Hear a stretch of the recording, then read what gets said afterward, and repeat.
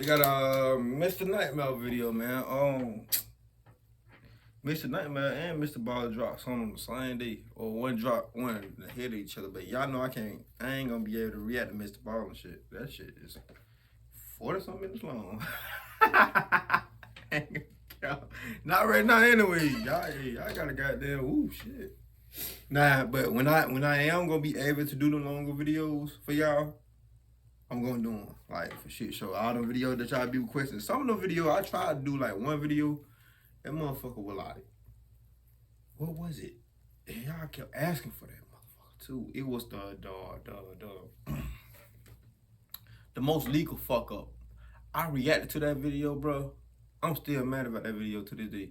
I reacted to that video thinking I was, you know what I'm saying? And the reaction I had was crazy, too. I ain't gonna cap. And I ain't even recording I wasn't even screen recording the video. I was mad at the motherfucker when I got done. I was so goddamn mad. If mad was mad, I would have been pissed. My mama.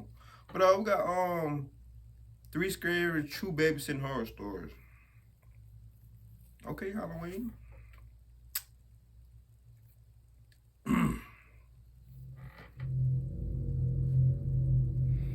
I would have said got no shit to do with nobody ain't no kid, cause I promise you, I kid. When I was 18, I was a babysitter for 3 young boys across town from me. They were 3, 5, and 7. I'll just call them Adam 3, Bobby 5, and Chris 7. ABC. That's the easy Adam and Chris were the easiest to take care of. Adam was a surprisingly well-behaved toddler, and Chris just liked to play his video games and watch TV. That would have been me. Bobby, on the other hand, was very moody, a picky eater, and difficult to get to go to sleep. I had worked for this family for months, and I was somewhat close with their mom, Lucy, who was raising them by herself. They had a decently modest middle-class house. Lucy's parents would help her out with finances and such. All 3 boys had their own rooms. Lucy worked nights at the time, so I'd always babysit till around midnight on weeknights, and my college classes would start in the afternoon, so it worked out schedule and sleep-wise. One night after playing some Nintendo Wii games with Chris, I put Adam to bed, and not long after, Bobby. Chris's bedtime would be 9:30, Bobby's would be 9. After tucking Bobby in, I started telling Chris to start changing into his PJs after his next game was over. Chris insisted I play one more game of Wii tennis with him, so I made a deal that he'd go to bed after if I did. During our game, though, Bobby started crying for me up from his room. I paused the game and went upstairs. As I entered his room, he said there's a monster in his closet. I laughed, and I believe I pinched his cheek and said something along the lines of, there's no such thing as monsters, but I'll leave the door open so you feel safer. Yes, fuck it is. I was a babysitter, raising them by her stick was over. Chris insisted along the lines of, there's no such thing as monsters, but I'll leave the door open so you feel safer. Then I asked if that made him feel better, and he nodded. Chris was downstairs calling for me to come back, all annoyed, so I went back to the game of tennis and we resumed, and we eventually finished the game with no interruptions. At this point, Chris went upstairs to change into his pajamas and brush his teeth, and I was alone in the kitchen watching TV. That's when Bobby's cries from upstairs echoed down again. I went up to his room again, and he was hiding under his covers. He said once again, there's a monster in the closet, I heard it. I looked at the closet door, which was closed.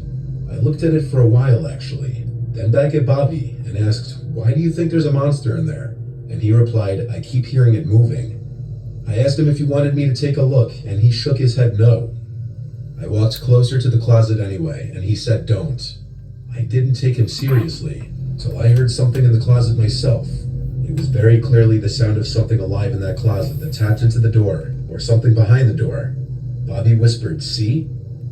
I turned around. Now, as I'm making this video, I just got a notification. Mr. Baller just posted another video, literally as I'm doing one of his videos. Mr. Nightmare just really posted another video. Now I gotta do that video. And picked up Bobby and said we're going to another room. Not today though. I also grabbed Chris from the bathroom and brought him into Adam's room, where I locked the door. Adam and Lucy's room share a Jack and Jill bathroom with 2 entrances.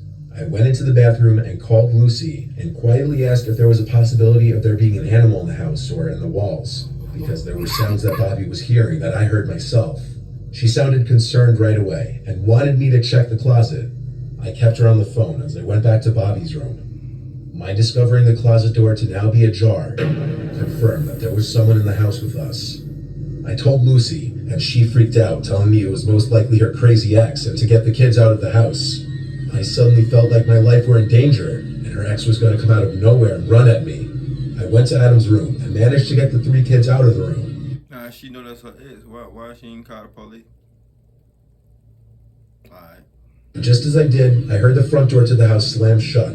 I peeked down into the living room, and there was no one there, but the front door was shut. He must have made an exit while he could. I went to lock the door, then called 911. Lucy came home from work early, and was there when the police came. Without cameras or anything, there was no proof that it was her ex, though. Her ex is the father of Adam, but she keeps him away from her because of their past that I won't get into for her privacy. Long story short, he can't take it, and she just recently blocked his number, which would explain the possibility of him breaking into the house. Yeah, the police recommended changing the locks on the doors and such to Lucy. She understood I wouldn't feel comfortable staying in that house for a while after that, so she started letting the kids stay with a relative or one of her parents coming to watch the kids. I don't know what happened after that because we kind of fell out of contacts. I didn't really like the fact that she was okay with me checking the closet when she was already suspicious that it was her ex. Yeah, it was definitely a horrifying experience. The guy go bite. Crazy to the mother.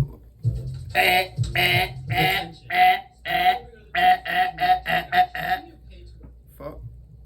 Goof ass nigga. Fuck he thought. I had just turned 14. It was the summer of 2012. I was looking for a job. My grandma had told me about a family that she was friends with, and they had 2 boys, Alexander and Danny. Alexander was 10 and Danny was 5. Danny boy. I was very excited to have a summer job and get some extra spending money. I went over to meet the family with my grandma, and they were friendly enough. The 2 boys seemed easy to handle and not babyish or whiny at all. In fact, the boys and I were playing with their trucks, getting along great. I set up a date with the parents, and they actually had a dinner to go to the next night. So the next night, it became time for me to head over to the house. It was a humid, rainy night. I walked into the house, and the parents were just getting ready to leave. They gave me a paper with rules and such, things they didn't want the kids to do and their routines. They wrote a little something on the side that said Danny swears he hears tapping on his window every night, but not to believe it, because they think it's just a silly story that kids make up. I was only 14 myself. Oh, no, he was on 14, so nah, I often say, I was brave folk when I was 14, dude. I wasn't babysitting when I was 14. But still, 15, 14, shit, they said that, boy, I would have stayed in bro room when he went to sleep. I would have stayed and see what he was talking about. Cause certain kids don't be tripping. My mama. So reading this was a little unnerving, but I sort of forgot about it. It was a chill night. We watched TV and played with toys. They didn't give me any sort of trouble. But when I told the boys it was time to get ready for bed, I noticed Danny starting to stall and get kind of distressed. I ignored it, thinking he's only 5 and probably wants to stay up later. Eventually, I got them both to settle down and go to sleep. About an hour and a half had passed. It was now 10 p.m. I heard Danny groggily but loudly yell for me. I rushed up to him and asked what was the matter. He told me he heard the tapping noise again. I instantly felt uneasy and nervous, but I just flicked on the light and looked out the window.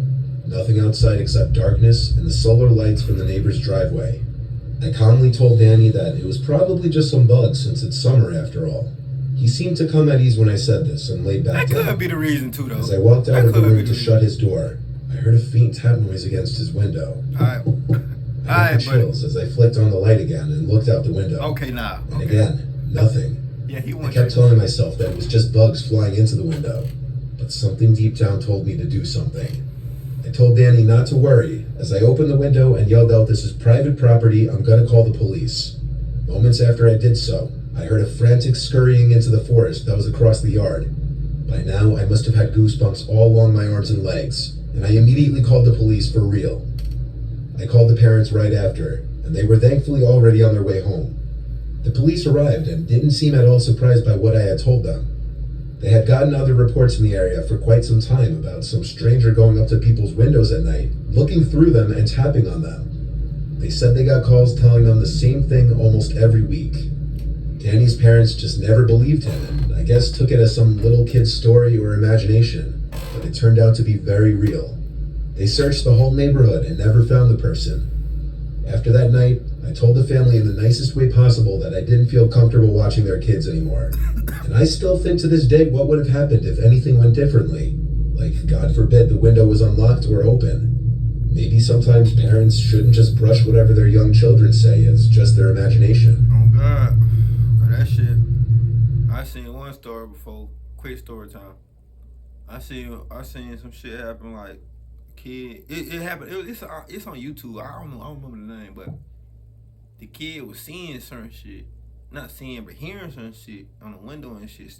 Particularly like kind of like this story. And then fucked around. The dude came and broke in the house and shit. Whatever. But they would have got down. You know what I'm saying? If they would have believed their child.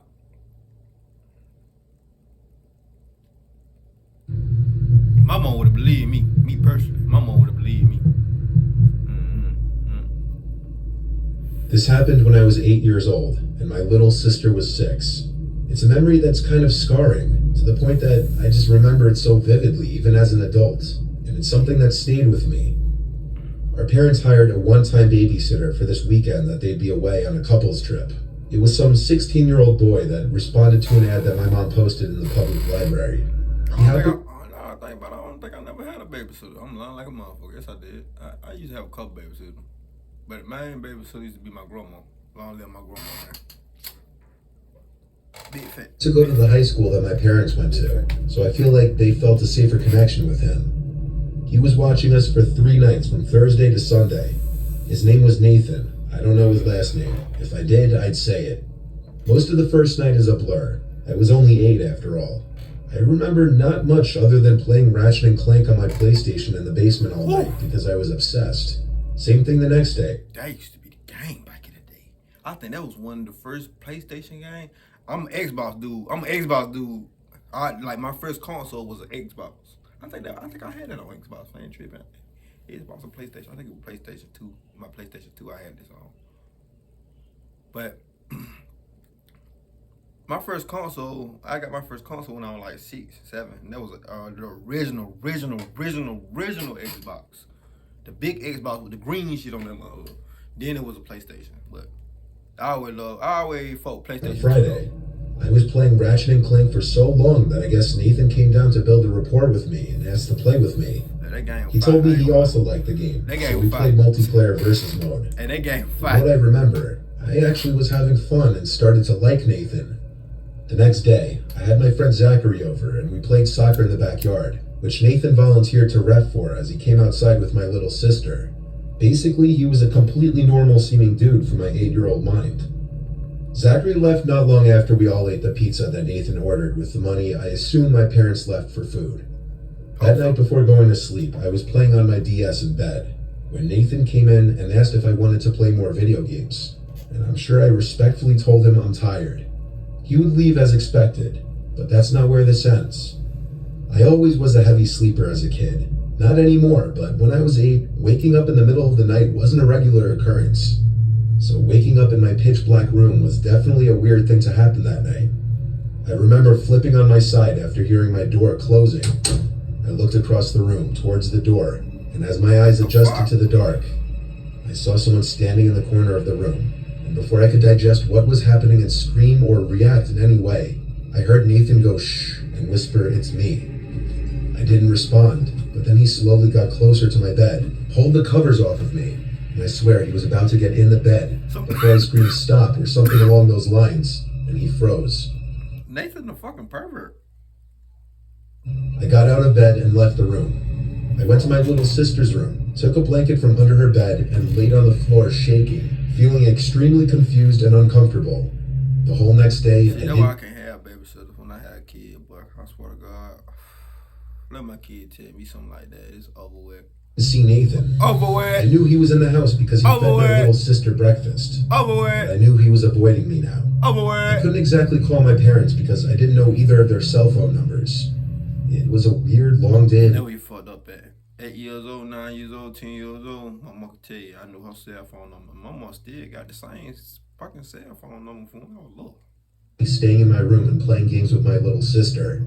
Nathan never came in once. That night, I couldn't sleep for obvious reasons. And I don't know how much time passed before hearing my door creak open again. This time I didn't look up.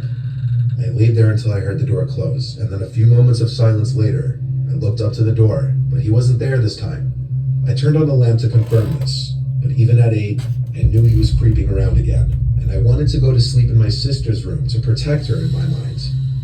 I got up and took my pillows and blanket to my sister's room, and lo and behold, Nathan was already halfway towards my sister's bed in the pitch black room.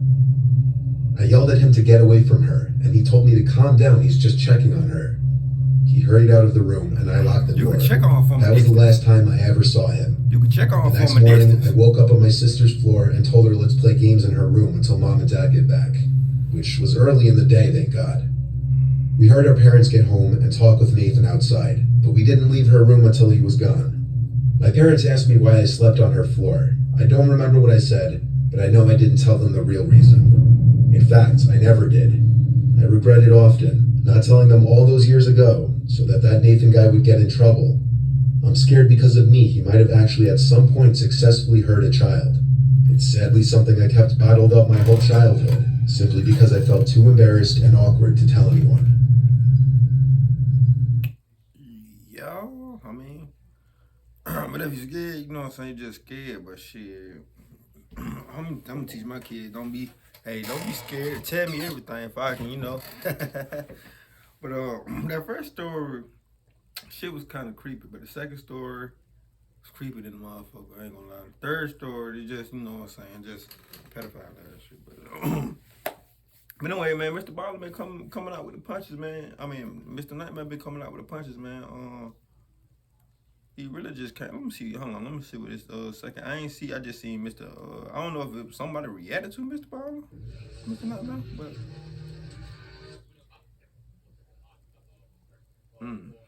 Oh no, it's the horrified things that happened on Horror Movie 6 Part 2. I think I reacted to the first one. Did I react to the first one? Yeah, I did. Yeah, I did. I react to the second. I react to the second one. Then it won't be today though. You know, this is 9 minutes. I ain't gonna react to this day. I'm gonna wait. That being said, give your thumbs up, like, subscribe, see how motherfuckers on that video, man. No ring light, man. I still pulled this off. I still look good, you know what I'm saying? Still like I got a ring light on me. You feel me? I'm just God at this, man, you know. Before I even had a ring light, man, I was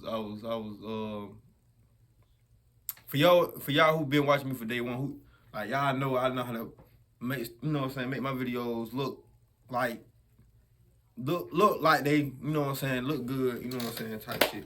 That being said, give me all the thumbs up, like, shit, subscribe. This video got there 18 minutes, man. It really supposed to be 15, 14. That being said, give me all the thumbs up, like, subscribe. See how motherfuckers on that video. Let it ride, nigga.